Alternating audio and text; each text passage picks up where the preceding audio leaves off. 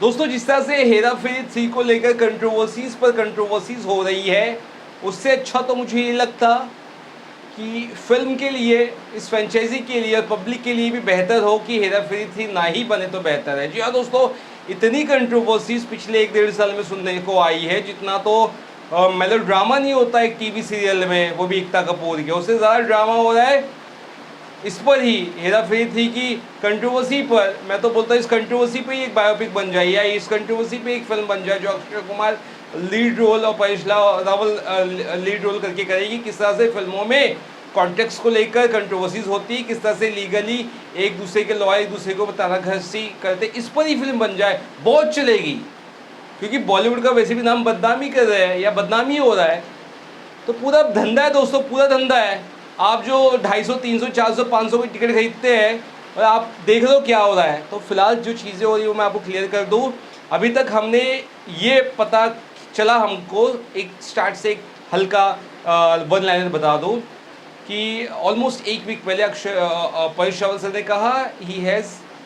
Exerted from Hera Pheri 3, और उसका reason creative difference नहीं था, कुछ अलग रीज़न था। बट परेश रावल ने उसके बारे में बताने से इनकार किया। उन्होंने ये सिर्फ कहा परेश रावल ने कि फिल्म की क्रिएटिव डिफरेंस को लेकर कोई रीज़न नहीं था। फिर ये सुनने में आया कि अक्षय कुमार की लीगल टीम की तरफ से परेश रावल को 25 करोड़ का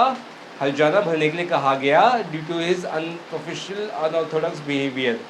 ये आप सबको पता है कि 25 करोड़ का हर्जाना मांगा गया परेश रावल से, क्योंकि आप फिल्म क्यों छोड़े जब आपने फिल्म साइन कर ली थी। उसके बाद ये हुआ कि परेश रावल ने कहा कि मैंने अपना जो क्या बोलते हैं, क्योंकि ये भी इल्ज़ाम लगा था ना परेश रावल पे कि आपने 11 लाख तो ले लिए, है ना, वो क्यों लिया फिर आपने, और आपने एग्रीमेंट साइन क्यों किया अगर आपको फिल्म नहीं करनी है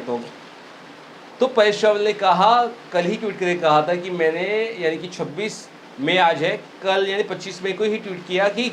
मेरा लीगल नोटिस जा चुका है जिनको जिनको जाना था, जिसके बाद चीज़ें क्लियर हो जाएगी। तो लीगल नोटिस क्या था जो परेश रावल ने भेजा अक्षय कुमार को, वो बताता हूँ, या उनकी टीम को। तो लीगल नोटिस में परेश रावल की तरफ से ये बताया जा रहा है कि अक्षय कुमार के कहने पर, भरोसे पर परेश रावल ने एक टर्म एग्रीमेंट साइन किया था। टर्म एग्रीमेंट यानी कि छोटा मोटा एक हल्का फुल्का पेपर, प्रॉपर एग्रीमेंट नहीं, फुल फ्लेजेड ना, वो जो होता है ना वो पूरा एग्रीमेंट पेपर बड़ा मोटा, वैसा नहीं, एक normal agreement type, term agreement जिसे कहते हैं, एक शॉर्ट फॉर्म में एग्रीमेंट होता है, वो साइन किया परेश रावल ने इस भरोसे पर कि अक्षय कुमार ने बोला है। और इसमें ये कहा, लॉयर की तरफ से ये बात आई, यानी परेश रावल ने ये अपने लीगल लॉयर के थ्रू ये कहलाया कि मुझे स्क्रिप्ट नहीं दी गई, मुझे कोई स्क्रीन प्ले, कोई स्टोरी नहीं बताई गई, और बिना स्टोरी, स्क्रीन प्ले या इस तरह की चीज़ें बताए, बिना कहानी बताए या बिना मेरे कैरेक्टर को प्रॉपर तरह से बताए मैं कैसे एक फ़िल्म साइन कर लूँ। क्योंकि बाबू राव कोई छोटा मोटा करेक्टर नहीं है, एक लोगों का नॉस्टैल्जिया जुड़ा है, लोगों की सपने जुड़े, लोगों की बहुत उम्मीदें जुड़ी है इस करेक्टर से, और बहुत ही आइकॉनिक करेक्टर है। तो एक करेक्टर जो इतना आइकॉनिक है, उसी कहानी अगर एक्टर को ना मिले थर्ड पार्ट के लिए, तो वो किस बिना पर वो फिल्म साइन करेगा या किस बिना पर वो फिल्म करेगा। इसीलिए परेश रावल ने वो जो शॉर्ट छोटा सा टर्म एग्रीमेंट जिसे कहते हैं, जो फुल फ्लेजेड एग्रीमेंट होता है बड़ा वाला, वो एग्रीमेंट नहीं, term agreement, short term agreement होता है, शॉर्ट टर्म एग्रीमेंट जिसे कहते हैं, तो वो साइन कर लिया था अक्षय कुमार के कहते। लेकिन जब अक्षय कुमार क्योंकि देखो परेश रावल ने ये भी कहा कि आप इस फिल्म की शूटिंग 2026 में करने वाले हैं, तो इस फिल्म का जो प्रोमो है वो भी 2026 में ही शूट करें तो ज़्यादा बेहतर होगा। हालांकि भूत बंगला के सेट पर प्रोमो शूट हुआ है, लेकिन अब यहाँ पर चीज़ ये हो गई कि इन सब कंट्रोवर्सीज़ के बीच में इस फिल्म का जो असली राइट्स है, जो होल्डर है, वो फिरोज़ नाडियाडवाला है। फिरोज़ नाडियाडवाला ने परेश रावल, सुनील शेट्टी, अक्षय कुमार,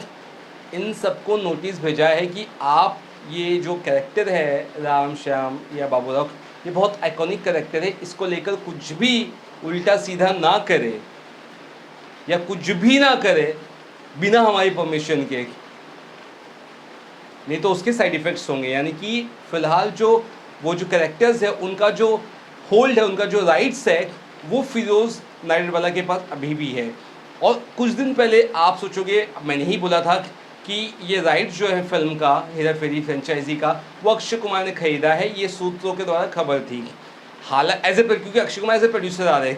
तो राइट्स फुल फ्लेजेड खरीदा है अक्षय कुमार ने फिरोज़ नाइटरवाला से या नहीं, ये अपने आप में एक बहस का मुद्दा है, जिस पर मुझे लगता है अक्षय कुमार खुद क्लियरिटी दे सकते हैं। और कल इवेंट में जब अक्षय कुमार आएंगे तो उस पर ज़्यादा क्लियरिटी शायद देंगे इस कंट्रोवर्सी पे, और ये अच्छा भी होगा। यानी कि जितना डार्क आप सोच रहे हो उससे ज़्यादा डार्क है, यानी कि जितना सोच रहे कि जितना गड़बड़ है ये मुद्दा, उससे ज़्यादा ये गड़बड़ सच बताओ तो कुल मिला के मेरा ये कहना है कि फिरोज़ नाइटरवाला का क्या हक बनता है। अगर राइट्स जो है फिल्म का अक्षय कुमार ने खरीद लिया है, then why Firoz Nadiadwala is sending legal notice to both Paresh Rawal, Akshay and Suniel Shetty. That means अभी भी उनके पास एक इम्पॉर्टेंट राइट्स है, या फिल्म का राइट्स अभी फिरोज़ नाइटरवाला के पास है। और मुझे ऐसा लग रहा है कि एज ए प्रोड्यूसर बस अक्षय कुमार इसमें आने वाले थे, लेकिन as a producer Akshay Kumar से या को प्रोड्यूसर के द्वारा आ रहे थे, तो अक्षय कुमार ने नोटिस क्यों भेजा? जब अक्षय कुमार के कहने पे ही परेश रावल बोल रहे कि मैंने साइन किया था वो टर्म एग्रीमेंट, तो अक्षय कुमार की टीम ही नोटिस क्यों भेजेगी? दैट मीन्स एक चीज़ यहाँ पे क्लियर हो रही है, इन सब बातों से जो चीज़ें आपने सुनी, जो चीज़ें समझ में आई, उससे ये हो रहा है कहीं और प्रियदर्शन को भी नोटिस भेजा फिरोज़ नाइटरवाला, यानी कि इससे ये साबित होता है कि एक मिसकम्युनिकेशन हुआ है। मिसकम्युनिकेशन छोटा मोटा नहीं, बड़ा वाला मिसकम्युनिकेशन हुआ है, क्योंकि परेश रावल कोई नया वाला नहीं है, बहुत सीनियर एक्टर है फिलहाल वो भी, और अभी हाल फिलहाल में परेश रावल और अक्षय कुमार साथ में भूत बंगला कर भी चुके हैं। उसके बाद ये सब क्या हो गया? यानी मैटर मुझे जहाँ तक समझ में आ रहा है मिसकम्युनिकेशन का है, ईगो और का है, कुछ इस तरह से चीज़ है, जो चीज़ें कुछ बड़ा हुआ है, जो सामने अभी तक नहीं आया है। इस पर परेश रावल ये प्रॉपर मीटिंग करके बताया, क्योंकि सुनील शेट्टी जो चीज़ें बता रहे हैं उससे ऐसे समझ में आया कि उनको भी ये सब मसले के बारे में नहीं पता, वो और भी शॉक्ड है। लेकिन इन सब के बीच में पता है किसको सबसे ज़्यादा बुरा लग रहा है? मुझे लगता है इन सब के बीच में सबसे ज़्यादा किसी को बुरा लग रहा है तो उन लाखों करोड़ों पब्लिक को बुरा लग रहा है जो इस फिल्म को चाहते हैं बनते हुए देखना, इस फिल्म को चाहते हैं रिलीज़ होते हुए देखना, इस फिल्म को चाहते हैं अपने बच्चों के साथ जाकर थिएटर में एंजॉय करना, बाबू राव, श्याम, है ना, राजू, इन कैरेक्टर्स को एंजॉय करना थिएटर्स में। सबसे बुरा अगर किसी के साथ हुआ है तो इन आम जनता के साथ हुआ है जो इस फिल्म को देखते हुए बनते हुए देखना चाहते थे और उनका दिल टूट गया है, क्योंकि उनका सपना अब चकनाचूर हो गया है, क्योंकि हेरा फेरी थी अब बनते हुए दूर दूर तक नहीं दिख रही है। जी हाँ दोस्तों, फिलहाल यही सही बात है। तो यहाँ पे परेश रावल ने अपना साइड क्लियर कर दिया है that why he term agreement को उन्होंने क्यों फाड़ दिया, फेंक दिया और इस फिल्म से हाथ उठा लिया है, बिकॉज ये अनप्रोफेशनल तरीके से चीज़ें हो रही थी। This is what Paresh Rawal की बातों से समझ में आ रहा है। उनके पास कोई स्क्रिप्ट दी नहीं गई, बिना स्क्रिप्ट के बेसिस पे वो किस तरह से लॉन्ग टर्म एग्रीमेंट साइन करते, और लॉन्ग टर्म एग्रीमेंट अगर साइन ही नहीं किया तो उनको मानहानि का क्यों भेजा गया ये सब नोटिस, ये सब चीज़ें हैं। यानी कि फिलहाल परेश रावल काफ़ी गुस्सा है, यानी Babu Rao is angry with a Raju, really जैसे राजू परेशान करते थे बाबू राव को हेरा फेरी में, वैसे ही लग रहा है यहाँ पर भी रियल में परेशान कर चुके हैं। तो देखते हैं बाबू राव और राजू में कब बनती है और कब श्याम, बाबू राव और राजू सब साथ में आते हैं। तो आई होप आपको वीडियो अच्छा लगा दोस्तों, वीडियो अच्छा लगा तो श्याम को जरूर सब्सक्राइब करेगा। आई होप ये कंट्रोवर्सी जल्द से जल्द खत्म हो जाए, क्योंकि अब इस पर मन नहीं कर रहा है, अंदर से दिल टूटते जा रहा है। चलिए फिर कितना ही, बाय बाय।